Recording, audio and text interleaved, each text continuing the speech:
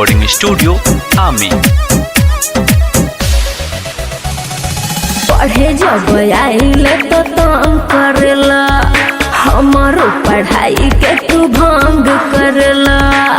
चिड़िया तो उड़ गल, पिंजरा कहानी हरले बारो। पढ़े जब आइले तो तंग करेला, हमारो पढ़ाई के तू भंग करेला।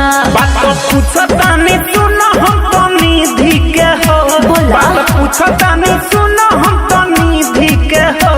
बोलो का हाल बात तहरा दीदी के हो। बोलो का हाल बात तहरा दीदी के हो। ठीक बा हो।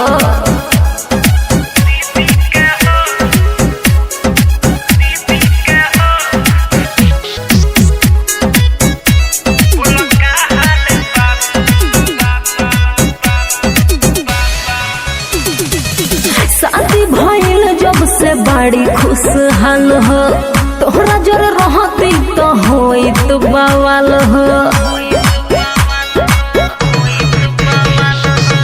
जहिया से गइली उ फोन बहुना कही। हमरा उ प्यार के कैसे भूल गइली। हम तो पूरा करत रहे उनका दीदी के हो। हम तो पूरा करत रहे उनका दीदी के हो। बोलो का हाल बात तहरा दीदी के हो। बोलो का हाल बात तहरा दीदी के हो।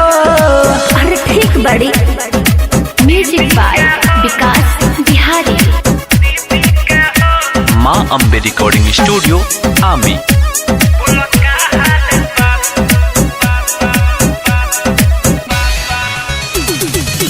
अजित बाबू तू अभियो संभल जा, प्यारे अपन भूले खातिर बहरा तू चल जा।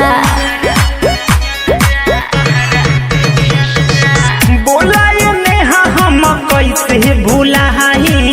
सूरज कमलेश से हम कहा देखाई। विकास विपिन नितेश मिले गोले ईदी के हो। विकास विपिन नितेश मिले गोले ईदी के हो। बोला का हाल बात तहरा दीदी के हो। बोला का हाल बात तहरा दीदी के हो। अरे ठीक बड़ी, उहो तो तहार समाचार पूछते रहेली फोन करके।